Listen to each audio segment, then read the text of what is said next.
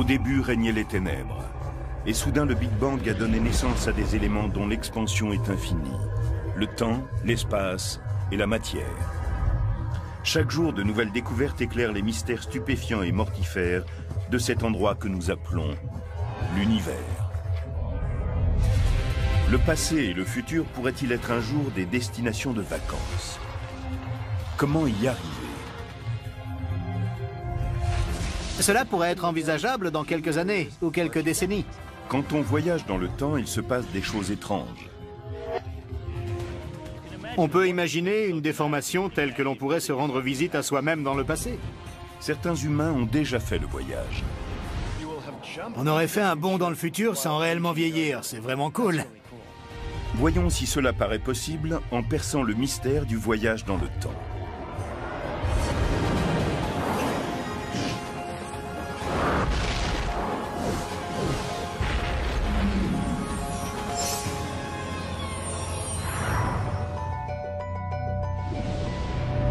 De toutes les énigmes de l'univers, celle du voyage dans le temps est sans doute la plus intrigante. Le temps nous fascine déjà énormément en lui-même. On finit par imaginer des manières de lui jouer des tours, de remonter le temps, de changer certaines choses. Voyager dans le temps signifierait retourner dans le passé ou avancer dans le futur. Mais pour le moment, chacun d'entre nous est bloqué dans le présent.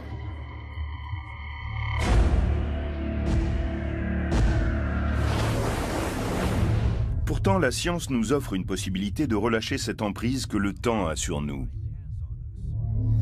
La théorie de la relativité d'Einstein, dans laquelle le temps est un élément central, fait du voyage temporel une question ouverte. La théorie sur le temps la plus intéressante, c'est-à-dire celle de la relativité, n'exclut pas entièrement le voyage dans le temps. Sans doute ne comprenons-nous pas certaines choses qui permettraient de l'améliorer, mais on peut construire à partir de là des scénarios qui nous permettraient de remonter le temps. Il nous semble improbable de voyager dans le temps car celui-ci ne va que vers l'avant. Les physiciens appellent cela la flèche du temps. La flèche du temps décrit le fait que le temps nous semble s'écouler toujours dans la même direction, du passé vers le futur. On se souvient du passé, on ne se souvient pas du futur. On peut susciter des événements dans le futur, mais on ne peut pas dans le passé. Si l'on enregistre un événement de notre vie quotidienne, comme mélanger du lait au café, et que l'on repasse ce film à l'envers, c'est tout à fait évident. Le lait se mélange au café, il ne se démélange pas. Voilà ce qu'est la flèche du temps. Selon la théorie de la flèche du temps, le temps est une rue à sens unique où les événements sont irréversibles. Nous le savons car nous en avons l'expérience quotidienne. Au billard, lorsqu'on fait une casse, on ne s'attend pas à ce que les boules se réalignent seules. On peut brouiller des œufs, mais on ne peut pas les débrouiller. La raison pour laquelle le temps se déroule dans un seul sens procède d'une loi fondamentale de la physique, selon laquelle toute chose dans l'univers passe de l'ordre au désordre. Tandis que l'univers vieillit, nous allons du passé vers le futur. On peut résumer toutes les différences entre le passé et le futur en disant que l'univers est en déclin. Il passe d'un état ordonné, bien rangé, à un état désordonné, en vrac. Si vous avez une assiette qui a été assemblée comme il faut et qu'elle se casse, elle se retrouve en petits morceaux épars, sans ordre. Et quand on essaie de la restaurer en recollant les morceaux, nos gestes vont libérer assez d'énergie dans l'environnement pour créer plus de désordre encore dans l'univers, conçu comme un tout.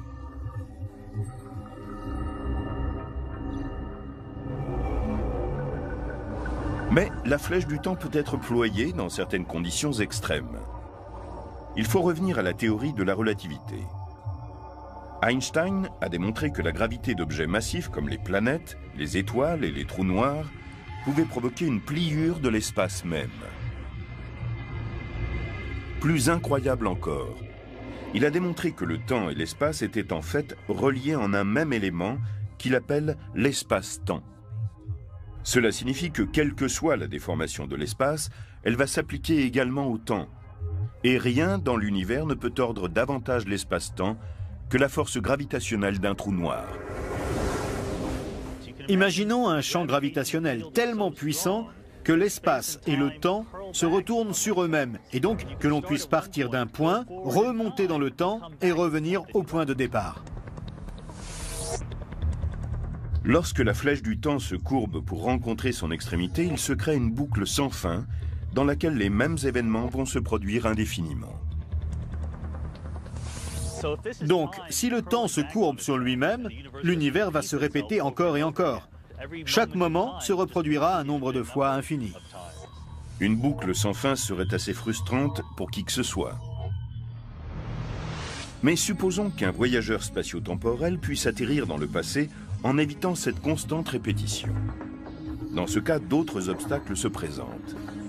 Les plus troublants sont les incohérences ou les paradoxes qui surgissent quand on commence à se plonger dans le passé. Un célèbre exemple d'incohérence lié au voyage dans le temps est ce que l'on appelle le paradoxe du grand-père, lorsque quelqu'un remonte jusqu'à l'époque où vivait son grand-père. Imaginez que je remonte le temps grâce à une machine et que je rencontre mon grand-père en 1937. Il est sur le point de se rendre à un rendez-vous arrangé avec ma grand-mère. Ils ne se sont encore jamais rencontrés. Et si je le convainquais de ne pas aller à ce rendez-vous? Il adore les courses de chevaux. Je lui rappelle qu'un crack, Seabiscuit, va courir au même moment sur l'hippodrome de Santa Anita Park. Nous y allons ensemble. Il ne rencontre donc pas ma grand-mère. Alors que vais-je devenir? Comment est-il possible que je sois né, que j'ai pu remonter le temps, le rencontrer et empêcher ma naissance? Voici un exemple d'incohérence. C'est une boucle dans le temps qui est insensée.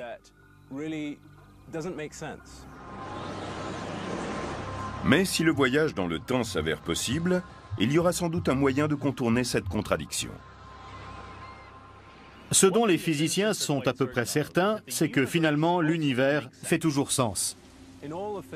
Dans le domaine physique, dans la science en général, la cohérence, l'autocohérence, le sens commun si vous voulez, est un principe fondamental. Les physiciens ont trouvé au moins 3 voies qui permettraient d'éviter les paradoxes du voyage dans le temps. La première est simple. La nature préviendrait ces paradoxes en rendant impossible le voyage dans le temps. En d'autres termes, cela ne pourrait pas arriver.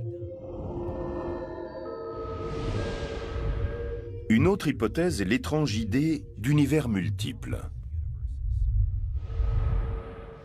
Une manière de voir le voyage dans le temps, c'est de se dire qu'on entre dans un univers parallèle différent après avoir remonté le temps. Cela n'a donc aucun impact sur l'histoire du monde dont on vient. Ici, tout ce qui peut arriver arrivera, mais en pénétrant dans un univers parallèle. C'est une idée un peu bizarre.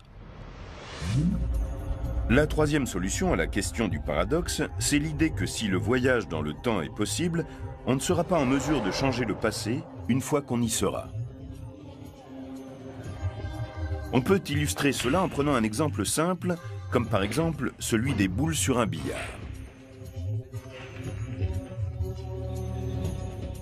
Voyons ce billard comme une machine à remonter le temps. Quand une boule entre dans un des trous, c'est comme si elle voyageait dans un trou de verre. Elle peut donc ressortir par un autre trou avant même d'entrer dans le premier. Il s'agit alors d'une machine à remonter le temps. Supposons maintenant que la boule passe dans le premier trou, émerge avant d'y entrer, puis se frappe elle-même avant d'y entrer. Elle détournerait sa propre trajectoire, s'empêcherait de rentrer dans le trou et par là même de ressortir par l'autre trou. Et donc, la déviation du début. C'est un paradoxe. L'idée de solution autocohérente nous offre une porte de sortie de ce paradoxe. Supposons que cette boule, en sortant du deuxième trou, ne puisse se frapper qu'en se faisant dévier vers le premier trou. La boucle entière devient autocohérente. Il n'y a plus de paradoxe. On pense que la nature se débrouille toujours pour choisir des solutions qui mènent à une autocohérence. En d'autres mots, on aura toujours une solution qui évitera le paradoxe.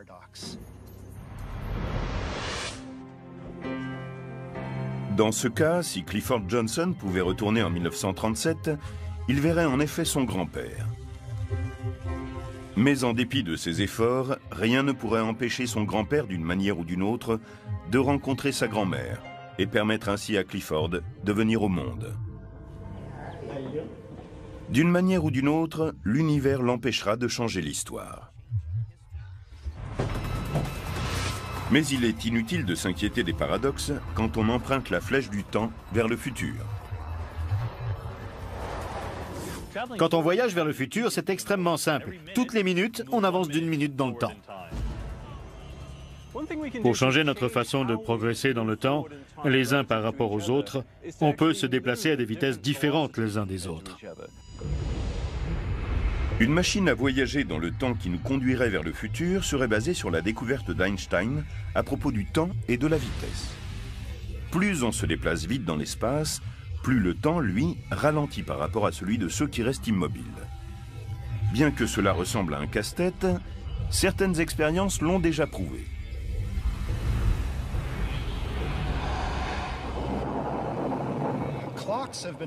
On a placé des horloges dans des avions extrêmement rapides et des fusées qui ont parcouru une certaine distance à très grande vitesse. À la fin du vol, quand on a relevé les horloges atomiques, on s'est aperçu qu'elles étaient un peu en retard sur celles qui étaient restées tranquillement à terre.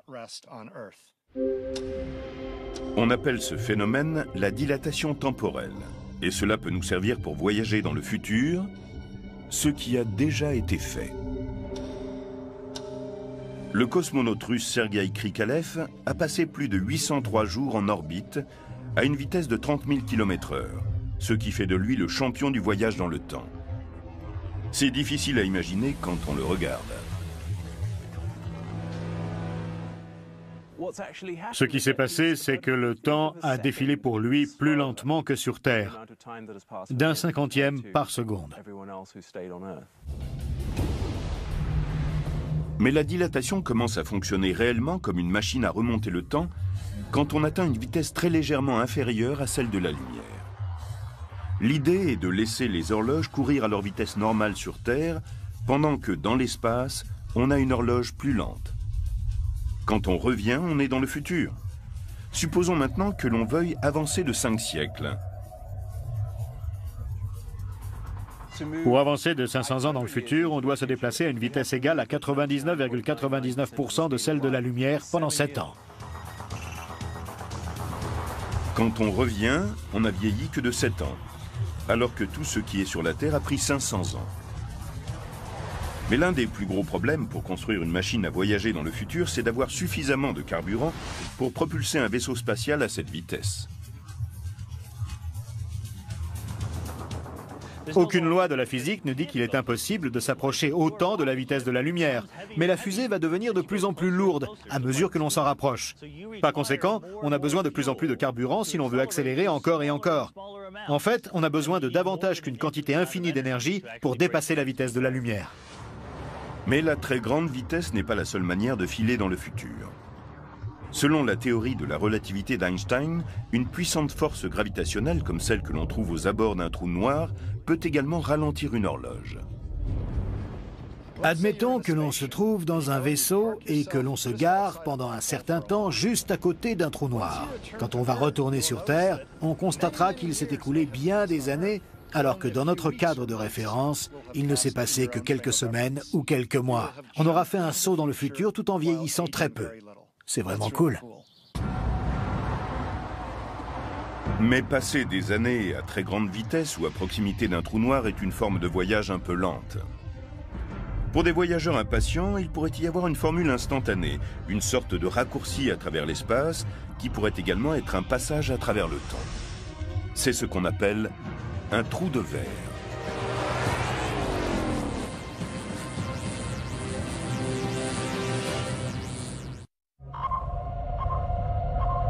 Nous avons encore un long chemin à faire avant de maîtriser le voyage dans le temps. Il nous faudra passer par des théories bizarres et des technologies incroyablement complexes avant de fabriquer un jour des vaisseaux pour voyager dans le temps.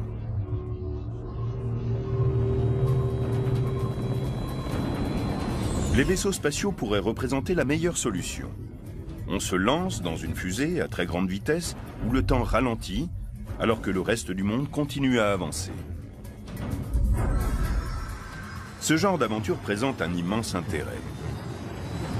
Les vitesses élevées qui permettent le voyage dans le temps sont aussi notre seul moyen de briser la barrière temporelle qui nous empêche d'aller vers d'autres étoiles, étant donné la distance qui nous en sépare. On aimerait traverser ces distances gigantesques en un minimum de temps pour pouvoir explorer l'univers au cours d'une vie humaine. Même les étoiles les plus proches de la Terre semblent inaccessibles tant elles sont éloignées. La plus proche est Alpha du Centaure.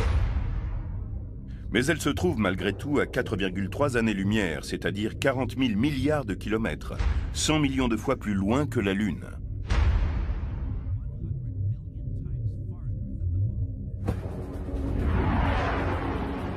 Les fusées les plus rapides dont nous disposions auraient besoin de 80 000 ans pour y parvenir. Il faut donc aller plus vite. Nous allons lancer des missions stellaires à très grande vitesse pour nous rendre dans le futur. Mais ce rêve ne se réalisera pas en un éclair. Pour accomplir un voyage dans le temps, il faut se déplacer très vite, tout en ralentissant notre propre horloge par rapport à celle des autres. C'est comme l'histoire de science-fiction de Rip Van Winkle qui s'endort, et lorsqu'il se réveille, il est dans le futur. Certains pourraient penser que c'est une tricherie. Ce n'est pas le voyage dans le temps auquel nous pensons, pour lequel il s'agirait de passer un portail ou de pousser le levier d'une machine pour se retrouver dans une autre époque. Les physiciens ont accompli un grand travail théorique sur le voyage instantané dans le temps dans les années 80, en aidant Carl Sagan dans l'écriture de son roman Contact. Dans son livre, il imaginait un voyage plus rapide que la lumière qui était possible en empruntant un couloir, le trou de verre. Un trou de verre est un raccourci entre deux parties différentes de l'espace. Elles peuvent être très éloignées ou proches. L'idée est que l'on traverse le trou de verre en entrant par un bout et en ressortant par l'autre.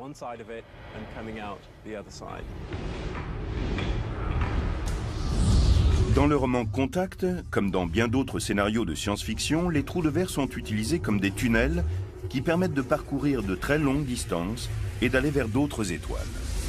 Mais un trou de verre avec des ouvertures proches entre elles est un bien meilleur point de départ pour une machine à voyager dans le temps. Imaginez qu'il y ait un trou de verre à côté de moi.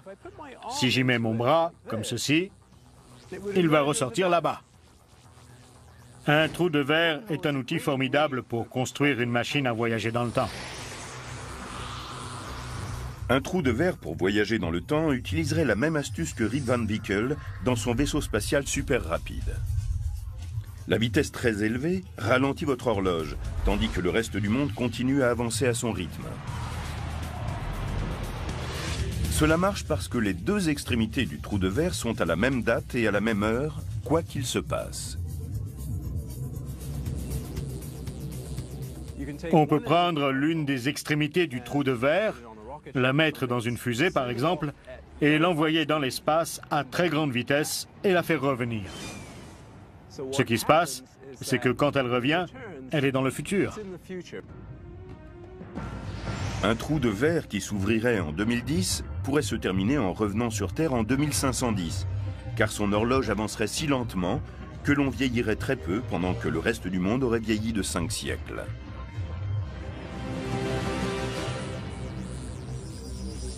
Alors, si je traverse l'extrémité du trou de verre qui est dans le passé, l'extrémité qui n'est pas dans la fusée, je peux sortir par l'autre extrémité et je serai dans le futur. Bien que chaque étape de ce scénario soit très difficile à réaliser, quelle que soit la technologie, tout cela est complètement cohérent avec les lois de la gravité et de l'espace-temps telles que nous les comprenons à ce jour. Ce trou de verre est, disons, une résolution cohérente des équations de l'espace-temps. Le trou de verre pourrait également fonctionner dans l'autre sens et permettre théoriquement de voyager depuis le futur vers le passé, d'où l'on est parti.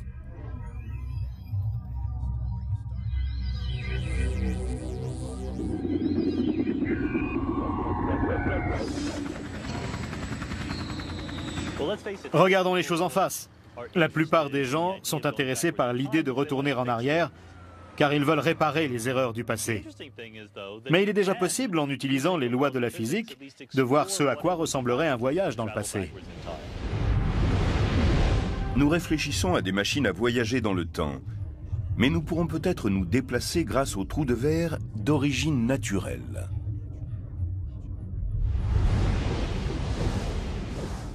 Si nous ne pouvons fabriquer de machines à voyager dans le temps, peut-être la nature en a-t-elle déjà créé et qu'il nous suffit de les découvrir. Il se pourrait qu'au tout début de l'univers, la nature de l'espace-temps ait déjà été tordue d'une façon qui se serait, en quelque sorte, immobilisée, en laissant des boucles de temps que nous pourrions utiliser comme des machines à voyager dans le temps. C'est une possibilité intéressante, car nous n'aurions pas besoin de créer des machines. Mais si nous devions ne compter que sur nous-mêmes, pourrions-nous construire une telle machine? Si théoriquement un trou de verre est la manière d'y arriver, alors que faut-il pour en faire un? Le trou de verre procède d'une idée spéculative. On peut écrire les équations qui le décrivent. A priori, on ne s'attend pas à tomber en astronomie sur l'un d'entre eux. Mais on pourrait avoir des surprises. On s'attend à trouver des trous de verre là où, à un niveau impossible à voir au microscope, l'espace et le temps fluctuent énormément. Donc on se demande comment saisir un trou de verre microscopique et l'agrandir. Nous ne savons pas si c'est possible, nous ne savons pas comment faire. Mais c'est ce à quoi il faudrait parvenir si on voulait un trou de verre de grande taille. La technologie nécessaire pour manipuler un trou de verre peut sembler inaccessible. Mais pour ceux qui acceptent de laisser courir leur imagination, il existe une lueur d'espoir en au moins un endroit. C'est là où l'espace, le temps et la nature de l'existence même se rencontrent en entrant en collision à l'intérieur de la machine la plus grande et la plus complexe qui ait jamais été créée par l'homme.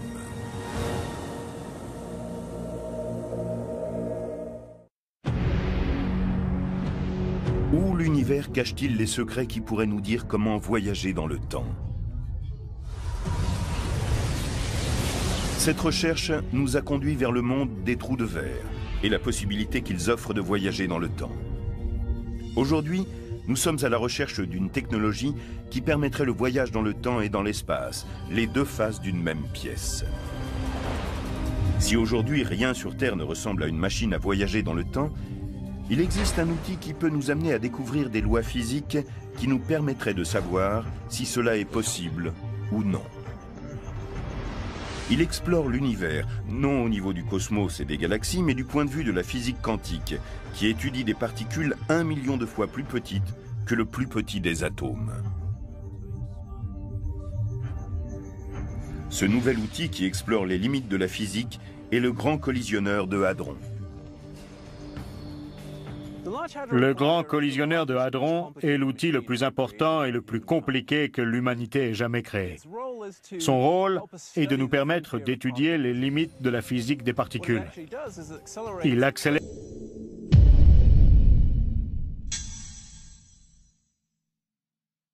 des protons dans deux directions autour d'un anneau. Il les accélère presque jusqu'à la vitesse de la lumière, puis les fait entrer en collision. Le collisionneur est devenu opérationnel en novembre 2009. Les spécialistes l'ont alors fait monter en puissance. L'énergie impliquée dans ces collisions a été quasiment décuplée en mars 2010 et elle sera encore doublée après 2013. Les théories actuelles de l'espace, du temps, de la gravité et de la physique quantique sont encore incomplètes. Des outils comme le Grand Collisionneur de Hadron vont nous aider à trouver les pièces manquantes du puzzle.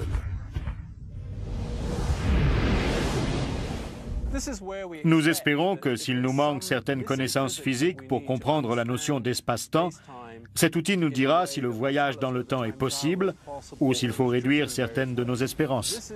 C'est sur ce plan que nous attendons de nouveaux résultats. Le but est de découvrir comment les lois qui gouvernent la plus petite particule s'appliquent aussi aux plus grands objets comme les étoiles, les galaxies ou même l'univers en expansion. Si nous ne comprenons pas cela, il risque d'être plus difficile de construire une machine à voyager dans le temps qu'une radio si l'on ne connaît pas l'existence de l'électricité. De nombreux physiciens pensent que la solution de cette énigme est à portée de main, que nous pourrions la découvrir d'ici quelques années ou quelques décennies. Mais d'un autre côté, il se pourrait que ce problème soit bien plus compliqué que prévu et que la civilisation humaine n'ait pas assez de temps pour découvrir comment cela marche. Le grand collisionneur de Hadron pourrait révéler des dimensions nouvelles qui joueraient un rôle dans le voyage dans le temps. Nous vivons dans un espace à 3 dimensions. Si nous ne vivions que dans 2 dimensions, notre univers serait une simple feuille de papier. Une sphère ressemblerait pour nous à un cercle. La 3e dimension serait là, mais simplement, on ne la verrait pas. Peut-être existe-t-il d'autres dimensions que les 3 qui nous sont familières, mais qu'elles nous sont cachées.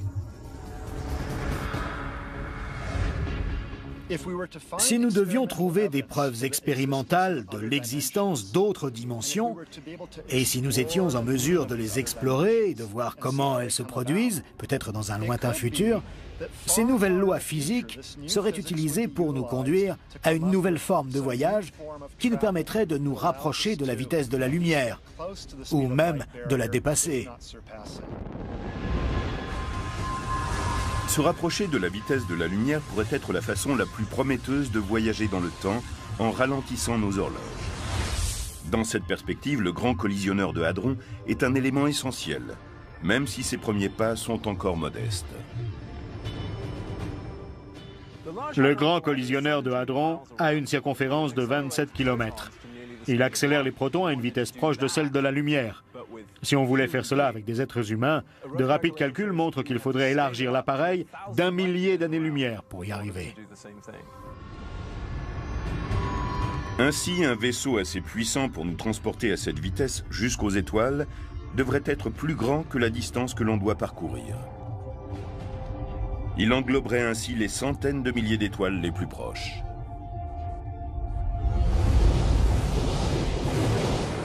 Sur Terre, la physique de la vitesse de la lumière rejoint la culture du surf sur la plage de Malibu, en Californie. Richard Obousy est l'un des rares physiciens à avoir travaillé sur le concept de warp drive, moteur de distorsion plus rapide que la lumière. C'est un système de propulsion impliquant un repli de l'espace sur lui-même. Il dit qu'un warp ship, un vaisseau propulsé par une déformation de l'espace-temps, chevauche une ondulation d'espace pliée, un peu comme un surfeur glisse sur une vague d'eau. Le surfeur qui glisse sur une vague constitue une bonne comparaison. Tout comme la vague derrière lui se soulève et pousse le surfeur sur l'océan, un vaisseau spatial est également poussé et tiré à travers le tissu de l'espace. Cette idée est basée en partie sur le fait que l'espace est en expansion. Si on pouvait l'étirer à volonté, on devrait être capable de propulser un warp ship. On crée une expansion de l'espace derrière le vaisseau et on le contracte devant. La vague d'espace déformée se déplace alors plus vite que la lumière, tandis qu'à l'intérieur de ce qu'on appelle une warp bubble, ou bulle de distorsion, le vaisseau est un passager qui ne viole jamais la loi d'Einstein, qui interdit le dépassement de la vitesse de la lumière. Bien que ce voyage relève pour le moment de la science-fiction, il s'appuie sur certaines lois physiques. En 1994, un physicien mexicain, Miguel Alcubierre, a résolu les formules mathématiques complexes qui les soutiennent. Malheureusement, elles ne nous disent pas comment atteindre notre but. Et bien que la plupart des scientifiques aient de grands doutes, ils ne rejettent pas tous entièrement le moteur de distorsion. Les bulles de distorsion leur semblent impossibles. Mais si des êtres avancés construisaient des trains propulsés par des moteurs de distorsion, qui fonce jusqu'aux étoiles et traverse le temps.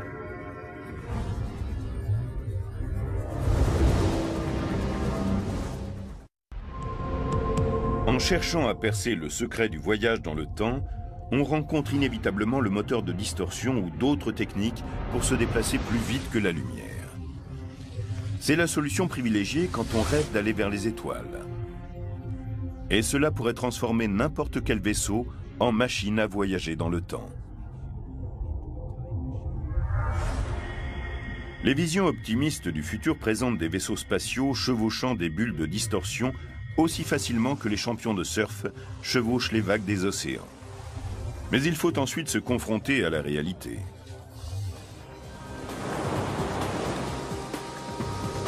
Si le surf nous permet de comprendre comment fonctionne un moteur à distorsion, il est clair quand on observe un surfeur débutant qu'un moteur à distorsion est difficile à réaliser.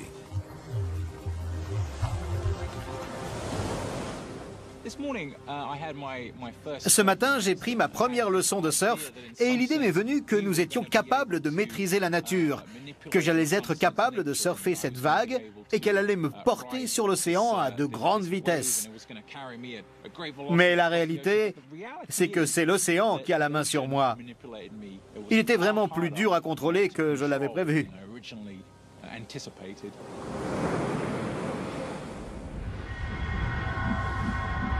Et le contrôle est un vrai problème, car la science dit qu'un vaisseau à distorsion ne peut produire son propre champ de distorsion. L'un des problèmes régulièrement cités dans le cas du moteur à distorsion, c'est que le vaisseau pourrait être déconnecté par hasard de la bulle. C'est-à-dire qu'il pourrait ne plus trouver le moyen de communiquer avec la bulle et ne plus pouvoir en sortir. Mais que se passerait-il si le vaisseau n'avait pas à se soucier d'entrer ou de sortir de la bulle ? On pourrait imaginer qu'une civilisation avancée, ayant découvert de nouvelles lois physiques, disposerait d'une sorte de couloir ou d'escalier à distorsion.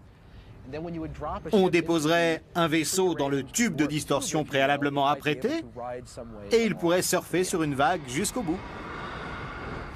Ce serait comme un TGV qui filerait vers les étoiles. Ces wagons pourraient transporter les voyageurs plus vite que la lumière, mais celui qui l'inventerait aurait besoin de milliers d'années pour le construire et utiliserait plus d'énergie que tout ce qu'on peut imaginer.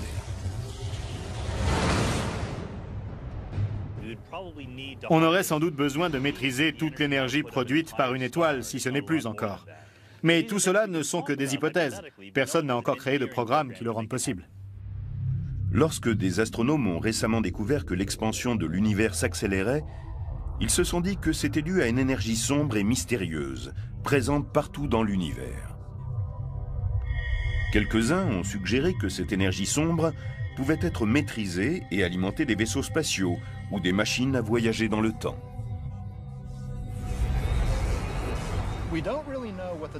On ne sait pas vraiment ce qu'est cette énergie sombre. On ignore si on pourra jamais la contrôler. Mais les modélisations les plus avancées suggèrent qu'il pourrait s'agir d'une propriété de l'espace en soi, immuable, ou d'une sorte de champ énergétique d'une densité tellement faible, dans laquelle il y a si peu d'unités de volume, qu'il serait tout simplement impossible d'en maîtriser des quantités intéressantes. En fin de compte, qu'il s'agisse de moteurs à distorsion, de trous de verre ou de machines à voyager dans le temps, la plupart des scientifiques les balaient d'un revers de main. Mais ont-ils vraiment raison ? On pense savoir beaucoup de choses à propos de l'univers, et c'est vrai. Mais il y a déjà eu des moments dans l'histoire de la physique où l'on s'est lourdement trompé en croyant déjà tout savoir.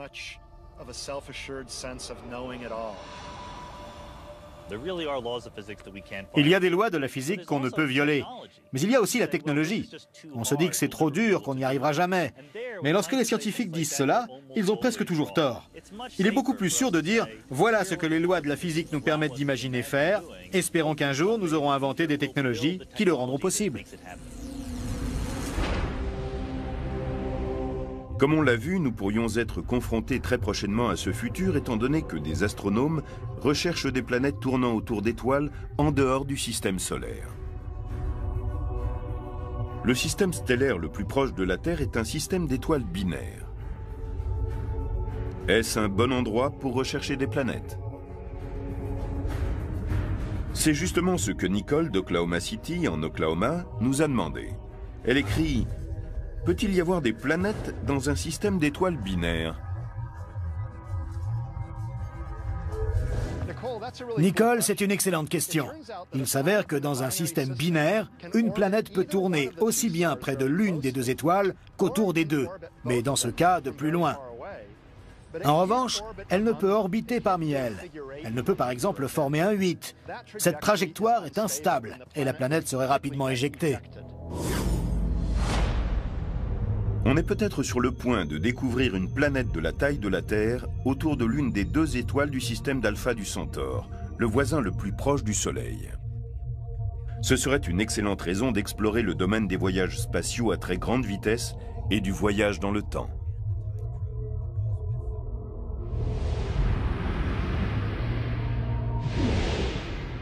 Alpha du Centaure est un système stellaire très intéressant, car il semble possible, selon différentes simulations informatiques, qu'il s'y trouve des planètes de masse analogue à celle de la Terre, tournant autour des deux éléments de son système binaire.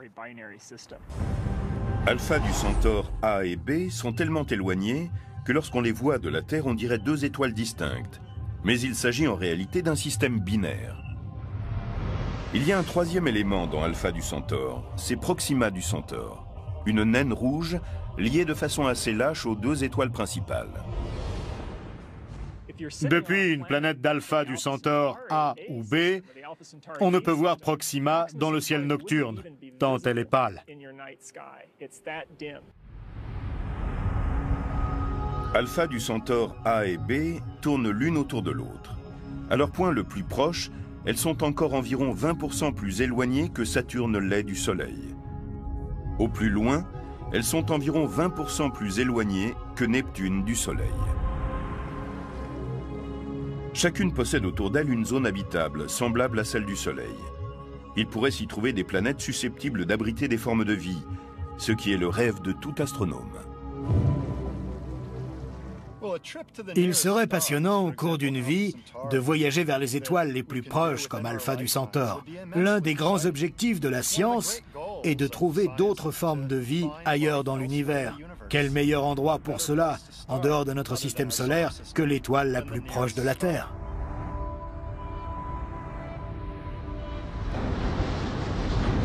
Mais aujourd'hui, le voyage dans l'espace devient un voyage dans le temps, car nous avons pour objectif une mission qui serait possible, selon les lois de la physique que nous connaissons. Cette mission pourrait parcourir dans l'espace plus de 4 années-lumière en seulement 45 jours.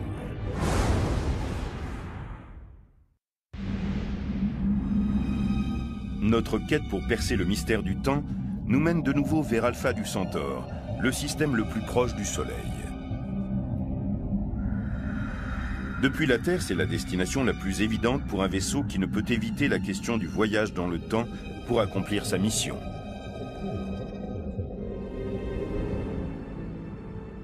Nous n'avons aucune idée du type de technologie qui pourrait nous emmener vers Alpha du Centaure et nous ramener sur Terre. On peut aussi être optimiste et dire qu'il suffit de se déplacer à 99,99% de la vitesse de la lumière sur le trajet aller comme retour. Le vaisseau semble étonnamment petit pour effectuer un si long voyage. Comment peut-il contenir tout ce dont a besoin un équipage sur une telle durée? C'est que ce n'est pas seulement un vaisseau, mais aussi une machine à voyager dans le temps. Il faudrait environ 8,6 années car Alpha du Centaure est à 4,3 années-lumière d'ici. Mais pour les habitants du vaisseau, cela prendrait moins de 2 mois, 45 jours, car ils voyageraient à une vitesse proche de celle de la lumière. Les astronautes devraient aussi surmonter le problème de l'accélération, mortelle lorsqu'on atteint la vitesse de la lumière. Car si l'on accélérait plus doucement, on rallongerait d'autant la durée du voyage.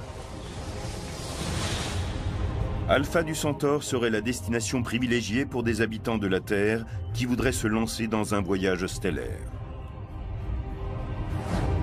Ce n'est pas par hasard si James Cameron l'a choisi pour représenter sa lune de fiction, Pandora, dans le film Avatar.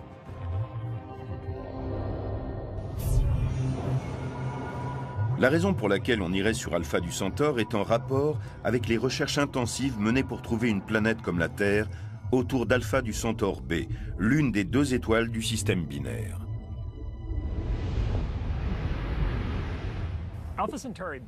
Alpha du Centaure B s'est révélé être l'étoile idéale autour de laquelle on pourrait trouver des planètes de faible masse comme la Terre. Mais ce type de recherche nécessite beaucoup d'efforts. Cela ne peut s'accomplir en quelques nuits à l'aide d'un simple télescope. S'il est assez difficile de séparer les 2 étoiles principales d'Alpha du Centaure sur une photo de l'espace, observer une planète de la taille de la Terre autour d'elle est pour le moment impossible. Ce qu'on peut espérer de mieux, c'est de trouver cette planète grâce à la méthode de l'oscillation gravitationnelle, c'est-à-dire en détectant un subtil mouvement avant-arrière de l'étoile provoqué par la légère secousse gravitationnelle qui affecte toute planète. Tout comme le voyage dans le temps, ceci semble quasiment infaisable. L'oscillation gravitationnelle que nous devons détecter est incroyablement faible. Là, je suis au stade du Rose Bowl. S'il avait la taille d'Alpha du Centaure, alors l'ampleur de l'oscillation qu'il faudrait détecter serait d'environ 8,3 cm, et cela à une distance de plus de 7 millions de kilomètres.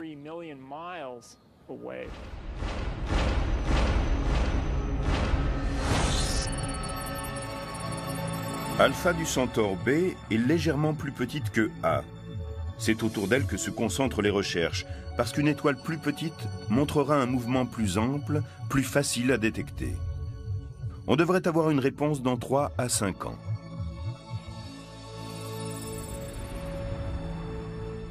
Si l'on découvrait une planète de la masse de la Terre, tournant autour de l'étoile qui en est la plus proche, il serait passionnant de construire un grand télescope pour tenter de l'observer, ou dans un lointain avenir, de concevoir une mission qui pourrait s'y rendre. Le but de notre quête étant maintenant identifié, on peut imaginer notre vaisseau spatial en orbite autour de la Terre sur le point de partir pour sa première mission vers Alpha du Centaure. La vitesse élevée du vaisseau l'amènerait à être comme une machine à voyager dans le temps. Son horloge ralentirait pour que ses passagers puissent approcher d'Alpha du Centaure en 3 à 4 semaines. Ils verraient alors les choses plus près qu'aucun humain ne les aurait encore jamais aperçues. Et en premier lieu, ils apercevraient un jet stellaire de Proxima, la naine rouge. À la périphérie de ce système de 3 étoiles, elle est la plus proche du Soleil. Proxima du Centaure est en proie à de brusques jets qui peuvent l'éclairer pendant 24 heures, 4 à 5 fois plus qu'elle ne l'est d'habitude, pour ensuite disparaître tout aussi soudainement. En passant près de Proxima du Centaure, on assisterait à un vrai feu d'artifice. En arrivant à l'intérieur de ce système de 3 étoiles, on pourrait imaginer passer devant Alpha du Centaure A et se servir de la force gravitationnelle pour être projeté en direction d'Alpha du Centaure B. Cette sœur de la Terre serait la destination finale du vaisseau. Les voyageurs seraient impatients de l'explorer et d'y chercher la vie.